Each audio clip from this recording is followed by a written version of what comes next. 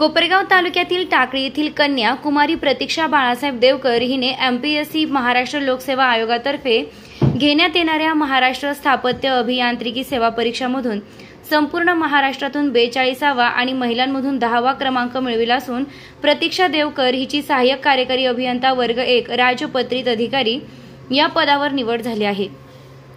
कमी वयात तिने मिळवलेल्या घवघवीत यशाबद्दल टाकळी ग्रामस्थांच्या वतीने भव्य नागरी सत्कार समारंभाचे आयोजन सोमवार दिनांक 12 मे 2025 रोजी सकाळी 10 वाजता श्री दत्त मंदिर येथे करण्यात आलं होतं। यावेळी कोपरगाव तालुक्यातील विविध क्षेत्रातील मान्यवर तसेच टाकळी गावातील व पंचक्रोशीतील ग्रामस्थ मित्रमंडळी आदी प्रमुख मान्यवर मोठ्या संख्येने उपस्थित होते। यावेळी वक्त्यांनी प्रतीक्षा बाळासाहेब देवकर हिच्या यशाबद्दल भरभरून कौतुक करत तिला भावी वाटचालीस शुभेच्छा देत आपलं मनोगत व्यक्त केलं व प्रतीक्षा तिचे वडील बाळासाहेब बाबूराव देवकर व आई अनिता बाळासाहेब देवकर, भाऊ शुभम बाळासाहेब देवकर, बहीण रोहिणी रवींद्र आगरे यांचा शाल, श्रीफळ, हार, पुष्पगुच्छ देऊन सत्कार केला। यावेळी प्रतीक्षा हिने या यशामागे माझे आई वडील व परिवार असल्याचं सांगत आपल्या आई वडिलांना मिठाई भरवली आहे। प्रतीक्षा व तिच्या आई वडिलांनी उपस्थितांचं व आयोजकांचं आभार मानत यावेळी सत्काराला उत्तर दिलंय। निर्भीड न्यूज, योगेश डोके, कोपरगाव। सिव्हिल इंजिनियरचं एक स्वप्न असतं AEE PWD, सगळ्यांना माहिती आहे। तर तिची मेहनत मला माहिती आहे। ज्यावेळेस तिची 12वी पासूनचं जर जर्नी बघायचं झालं तर ती आपल्या 12वी सायन्सला टॉपर होती आपल्या तालुक्यामध्ये। त्याच्यानंतर तिने तिच्या नॉलेजच्या बेसवरती तिने म्हणजे COP पुणे इथे इंजिनिअरिंग कॉलेजला ॲज अ सिव्हिल इंजिनिअरिंग या शाखेमध्ये तिने पदवीग्रहण केली। मग नंतर पदवीग्रहण झाल्यानंतर करायचं काय, तर जस्ट एक छोटंसं शॉर्ट कन्व्हर्सेशन झालं होतं। मग त्यावेळेस म्हणलं चला preparation, government preparation always better chance for civil engineer. मग त्यावेळेस तिने प्रिपरेशनला सुरुवात केली। तर मला वाटतं तिची सगळ्यात पहिली पोस्ट भूमी अभिलेखची असेल आहे ना, भूमी अभिलेख। तर तिने भूमी अभिलेखची सिलेक्शन झालं होतं पण तिथे जॉईन नव्हती झाली। त्याच्यानंतर ATPचं तिने प्रिपरेशन केलं आणि MPSCमध्ये तिने तिचा असं भरगतचं यश तिने प्राप्त केलं। ज्या दिवशी रिझल्ट आला, मी त्या ग्रुपवरतीच होतो, त्या दिवशी रिझल्ट आला तर जस्ट तिचं सेकंड पेजवरती नाव होतं प्रतीक्षा देवकर। 254 मार्क तिने म्हणजे मिळवलेले त्या एक्झाममध्ये। म्हणजे MPSCमध्ये जसं असतं प्रिलिम्स, मेन्स आणि इंटरव्ह्यू 3 स्टेज असतात। त्या 3 स्टेजमध्ये तिने म्हणजे भरगतचं यश घेतलं। इंटरव्ह्यूला पण तिला खूप चांगले मार्क्स पडले। तर हे सगळं तिच्यामध्ये एक गोष्ट अशी बघायला भेटली का, तिच्यामध्ये एक वेगळी जिद्द आहे। म्हणजे ज्यावेळेस ती गोष्ट आहे तर तिने एवढ्या छोट्याशा गावातून खूप मोठी उंच भरारी घेतलेली आहे। जे आपले 5 रेव्हेन्यू डिपार्टमेंट आहे, म्हणजे 6 इनफॅक्ट, तर 6 रेव्हेन्यू डिपार्टमेंटपैकी आता एक पूर्ण विभाग तिच्या कंट्रोलमध्ये राहणार आहे, सार्वजनिक बांधकाम विभागाचं। तर ॲज अ सिव्हिल इंजिनियर आपल्यासाठी म्हणजे पुऱ्या तालुक्यासाठी ही मोठी गोष्ट आहे की आपल्या एका छोट्या गावातली एक विद्यार्थिनी ती आज एवढ्या मोठ्या पोस्टवरती गेलेली आहे। त्याच्यानंतर मला म्हणजे तिने एक लँडमार्क सेट केलेलं आहे आपल्या गावामध्ये। आणि आपल्या गावात जसं ही जी प्रथा चालू केलेली तुम्ही सत्काराची, काय होतं, हे एक बीज रवलं जात आहे गावामध्ये आणि याचा कधी वटवृक्ष होईल ना आपल्याला पण कळणार नाही। आता ह्या एका गोष्टीमुळं कोणाला तरी प्रोत्साहन भेटेल, अशा तिच्यासारख्या बऱ्याच साऱ्या ज्या विद्यार्थ्यांनी आपल्या गावामध्ये त्यांना प्रोत्साहन भेटेल, त्यांना मोटिवेशन भेटेल ही सगळ्या गोष्टी करायची। सो तिचा पण या सक्सेस मागं खूप मोठा म्हणजे तिने जे मेहनत घेतलेली आज ती म्हणजे पळास आली। आज मामांचं आणि मामींचं जे कष्ट होतं मला वाटतं आज त्याचं चीज झालं असं म्हणायला काही हरकत नाही। आणि बरे कष्ट शांत गावात स्वप्न उरांशी, शांत गावात स्वप्न उरांशी उभी राहिली ती जिद्दीशी, शांत गावात स्वप्न उराशी उभी राहिली ती जिद्दीशी। हातात पुस्तक आणि डोळ्यात प्रकाश, हातात पुस्तक आणि डोळ्यात प्रकाश, पावलोपावली घेतला तिने अभ्यास। केवळ स्वप्नवेडी नव्हे, केवळ स्वप्नवेडी नव्हे तर ती होती कर्मयोगिनी। विनय तिचा शृंगार, विनय तिचा शृंगार, जिद्द तिची साधना।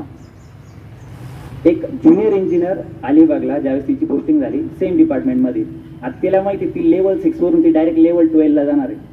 खूप मोठी गोष्ट आहे। आता ही गोष्ट मला माहिती आहे, त्यामुळे मला म्हणजे तुम्हाला सांगत नाही की एक JEEला एक AEE बनायला जवळपास 15 वर्षाचा कालावधी जातो। किती? 15। तर तिने फक्त तिच्या प्रिपरेशनच्या काळामध्ये 15 वर्षाचा जो डिफरन्स आहे का तो फक्त तिने गेल्या 6 महिन्यात फक्त कव्हर केला तिच्या नॉलेजच्या बेसवर। आता ही जी एक्झाम झाली होती ती होती सब्जेक्टिव्ह टाईप या टायमाला। म्हणजे फर्स्ट टाइम MPSCने डिक्लेअर केलं होतं की ही एक्झाम जी होती ती आधी होती ऑब्जेक्टिव्ह म्हणजे 4 MCQ असायचे। फर्स्ट टाइम तिने सब्जेक्टिव्ह म्हणजे रिटर्न पेपर असणार या टायमाला। आता एमपीएससीने जो पॅटर्न चेंज केला तो फर्स्ट टाइम पॅटर्न केला आणि तिने फर्स्ट टाइम पॅटर्नमध्ये 10वा क्रमांक मिळवला.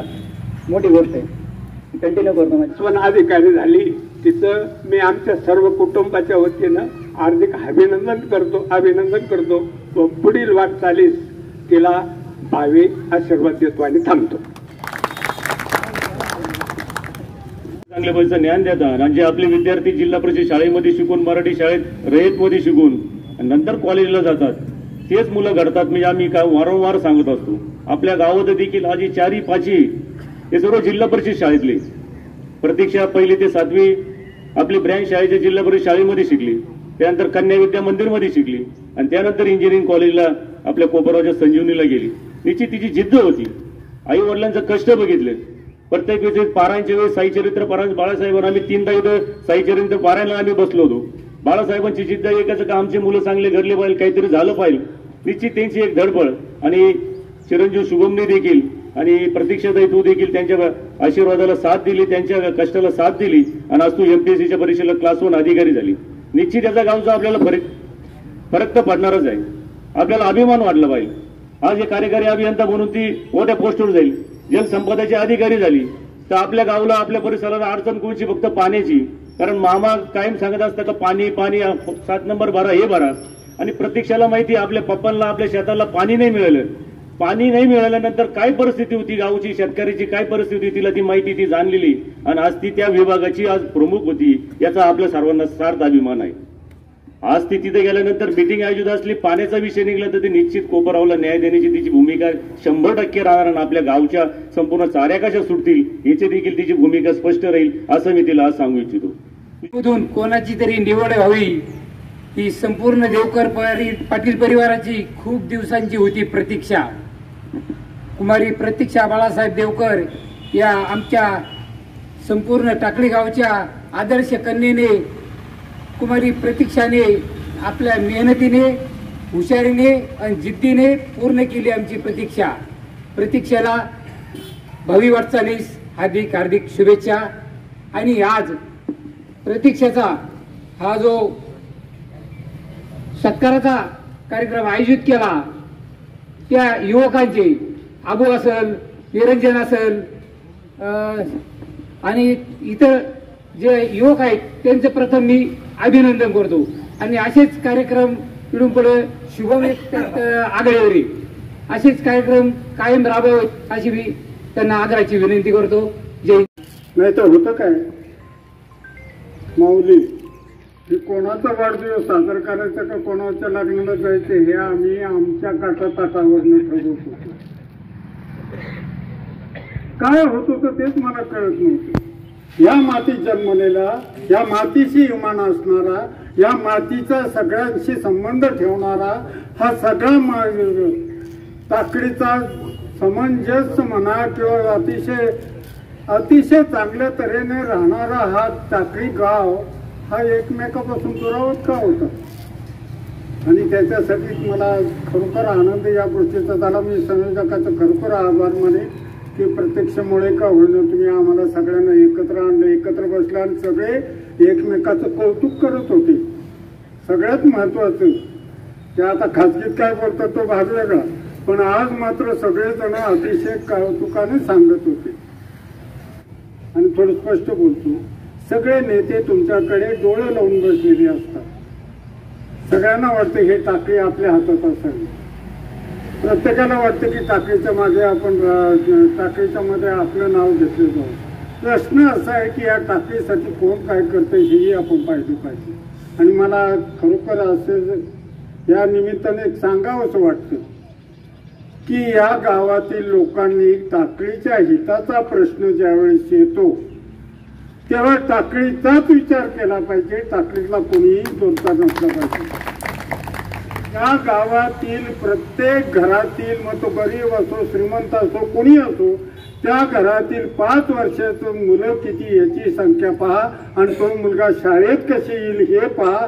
त्यांनी तिथलं शिकलं पाहिजे. शिक्षणाशिवाय पर्याय नाही. छत्रपती शिवाजी महाराज शिकलेले होते. संभाजी महाराजांनी तर ज्ञानकोश लिहिलेलं आहे.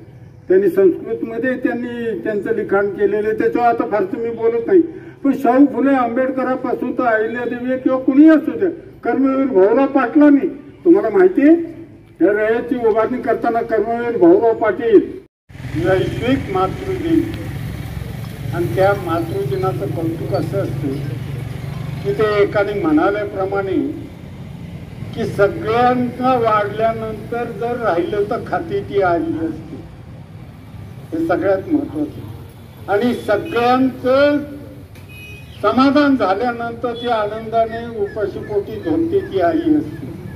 आणि तुला तेच सांगतो, सगळ्या जगाचे ठोकरं खात आणि सगळ्यांशी लढत संघर्ष करत येतो, पण घरात आल्यावर पोटाशी घेतो तो बाप असतो. त्या आई वडिलांनी तुला मोठं केलेलं आहे, तुझ्या कुटुंबाने तुला मोठं केलेलं आहे. यांचं ऋण फेडण्यासारखं नाही. ते कधी म्हणणार नाही आमचे उपकार होते, पण ते करायचे नाही, ते मानायचे नाही, ते करायचे नाही. पण तू एक आदर्श मुलगी म्हणून या टाकळीचं नाव मोठं करावं असं तुला पुन्हा एकदा विनंती करतो. प्रतीक्षा, आता तुझी अभ्यासाची तर प्रतीक्षा संपली, आता जी आहे ती करिअर करण्याची आहे आणि ती केल्याशिवाय राहू नको. मला इथल्या आयोजकाचं विनंती करावं, अभिनंदन करावं लागतं. तरी थोडक्या वेळात हा कार्यक्रम इथं घेतला आणि सगळ्यांना कळवलं. माझं तर थोडंसं घोटाळा झाला होतं मला जी केलेली नाही आहे, तर थोडक्यातच बोलेन. सर्व तुम्ही माझ्या सत्कार समारंभासाठी उपस्थित राहिलात त्याबद्दल सर्वांचे मनपूर्वक मी आभार मानते. तर सर्वप्रथम सांगायचं असं की सुरुवात ही खरंच सर्व आत्ता सांगितले, आपल्या सरपंच साहेबांनी सांगितलं, बाकीच्यांनी सांगितलं की परिस्थिती कशी होती आणि कुठपर्यंत आलो आहोत. तर हो, नक्कीच त्यामध्ये मी पूर्णपणे श्रेय माझ्या आईवडिलांनाच देईल की त्यांनी जी संधी उपलब्ध करून दिली, मला शिकवलं, जिल्हा परिषद शाळेत शिकून नंतर कन्या शाळेत आणि पुण्यासारख्या ठिकाणी मला दादाला जरी शिक्षण इथं कोपरगावात दिलं असून सुद्धा मला मुलगी असूनही पुण्याला शिक्षणाला पाठवलं आणि माझ्यावर जो विश्वास दाखवला त्याबद्दल बाबांचं आणि मम्मीचं मी खरंच मनापासून धन्यवाद देते. आणि इथल्या सर्व पालकांना पण मी तीच विनंती करते की तुमच्या मुलांना ज्यांनाही शिक्षणाची जी संधी तुम्ही उपलब्ध करून द्याल आणि त्यांना प्रोत्साहन द्या. त्यांची जी इच्छा असेल त्याला जेवढा सपोर्ट करता येईल तेवढा करा. जसं माझ्या पॅरेंट्सने मला केला, आईवडिलांनी जसं केलं तसं सर्वांनी जर केला तर कुठे ना कुठे त्यांनाही अशा संधीपर्यंत जाण्याची हे मिळेल. मी पुण्यात गेल्यामुळे मला जास्त एक्सपोजर मिळाला, ह्या एक्झाम्स असतात हे ते सर्व कळालं आणि त्यामुळे मला अजून पुढे जाण्याची संधी मिळत गेली. तर हा जो हे आहे ना आपल्याकडे की नाही गावातच शिकवायचं, बाहेर नाही पाठवायचं मुलींना किंवा मुलांना, तर तो एक थोडासा बदलायला हवा असं मला वाटतं. त्यानंतर अजून एक विनंती की जे सर्व पालक आहेत ज्यांना मुलींना शिकवायचं आहे, पुढे पाठवायचं आहे पण आर्थिक पाठबळ नाही आहे, मानसिक धैर्य नाही आहे, त्यांनी कधीही, आत्ता सरपंच साहेबांनी सांगितलं, बाकी सर्वांनीच सांगितलं की कधीही आपली ग्रामपंचायत हजर राहणार आहेत तर फायनान्शियल सपोर्ट, आर्थिक सपोर्ट, मानसिक सपोर्ट कुणाला पाहिजे असेल तर नक्कीच तुम्ही ग्रामपंचायतीकडे तसं रिक्वेस्ट करू शकाल आणि तो उपलब्ध करून देण्याचं आपले सरपंच साहेब आणि सर्वच ग्रामपंचायत सदस्य आणि तुम्ही ग्रामस्थ मदत करायलाच अशी मला अपेक्षा आहे. अजून ह्यावरती मी विचार भरपूर केलेला, काय बोलू शकतो वगैरे, पण आत्ता सुचत नाही आहे.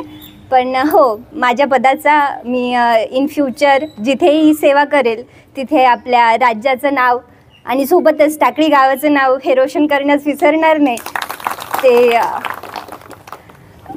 एक छोटासा किस्सा की इंटरव्ह्यूमध्ये ना हे विचारतात, तुमचं इंट्रोडक्शन द्या म्हणून विचारतात आणि त्यामध्ये गावाचं नाव सांगायचं असतं. तर मी नेहमी आणि कुठेही बाहेर गेल्यानंतर, आता सध्या मी अलिबागमध्ये, रायगड जिल्ह्यामध्ये सार्वजनिक बांधकाम विभागात कार्यरत आहे. तर तिथे कोणी बाहेरचे, आता कॉन्ट्रॅक्टर वगैरे, ते कोणीही आले की विचारतात कुठल्यात मॅडम तुम्ही, तर त्यांना आधी मला सांगायला लागतं शिर्डी, आणि मग त्यानंतर गावाचं नाव सांगताना मला जो अभिमान वाटतो ना तो खूप वेगळाच आहे. तर मग आणि मी त्यावेळी सर्वांनाच सांगत असते की आमचं गाव टाकळी गाव, सर्व बऱ्यापैकी देवकर लोक आमचे टाकळी गावामध्ये आहेत आणि बाकी हे आहेत. तर तो जो मी अभिमानाने जे सांगते ना, ही जी गर्दी मला आत्ता दिसते, तो अभिमान मला म्हणजे तो अजूनही सार्थ झाल्याचं मला असं वाटतंय. आणि अजून काय बोलावं सुचत नाही, पण हो, मी इथून पुढे खरंच सेवा माझी सेवेतून जर आपल्या विभागात, नाशिक विभागात किंवा नगर विभागात जर बदली मिळाली आणि आपल्या टाकळी गावाची, कोपरगाव तालुक्याची सेवा करण्याचा चान्स मिळाला तर मी नक्कीच आपल्या गावासाठी आणि तालुक्यासाठी काहीतरी माझ्या परीने माझ्या पदाचा उपयोग करून सर म्हणाले तसं चांगल्या पद्धतीनेच तर उपयोग करून हो चांगल्याच कामासाठी उपयोग करण्याचा नक्कीच प्रयत्न करेल. कुणालाही जर माझ्याकडून काही सपोर्ट हवा असेल, म्हणजे मी खूप मोठी झाली असं नाही, पण हो जर त्याचा जर काही फायदा होणार असेल तर नक्कीच मला अप्रोच करू शकाल. मी कधीही अवेलेबल असेल. जरी मी बाकीच्यांसाठी अधिकारी झाली असेल तरी मी आपल्या गावासाठी, मला घरात सर्व छोटी म्हणतात, तर आपल्या गावासाठी मी छोटीच आहे आणि अधिकारी नाही असंच मी सर्वांना सांगेल. बस, तर मी तुमची सर्वांची छोटीच आहे. मला छोटी म्हणूनच ट्रीट कराल. अधिकारी हा बाहेरच्यांसाठी, आपल्यासाठी मी छोटीच आहे. आणि बस एवढं बोलून मी माझे 2 शब्द संपवते. मी प्रतीक्षा अनिता बाळासाहेब देवकर सर्वांचे मनापासून धन्यवाद देते की तुम्ही सर्व माझा सत्कार करण्यासाठी इथे उपस्थित राहिलात, माझं कौतुक करण्यासाठी उपस्थित राहिलात. सर्वांना मनापासून धन्यवाद. थँक्यू. जय हिंद, जय महाराष्ट्र. आज तुमची मुलगी जी प्रतीक्षा आहे तिने भौगोलिक यश मिळवलं, उच्च पदावरती गेली आहे. काय तुम्हाला वाटतं, तिच्या कौतुकाचा वर्ष होतोय, कसं वाटतं ते?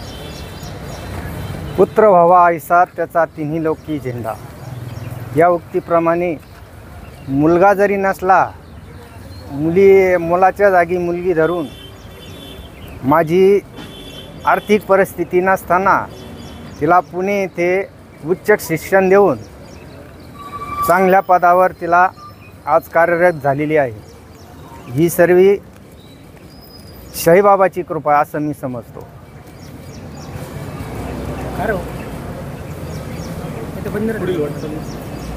आता पोळी कन्या पुत्र होती जे सात्विक, तयाचा हरिक वाटे देवा, या उक्तीप्रमाणे आज मी तिला पूर्ण शिक्षण देऊन उच्च पदावर दिलेलं आहे. पुढील वाटचालीसाठी माझ्या तिला कायम आशीर्वाद राहील, यापुढे सहकार्य राहील.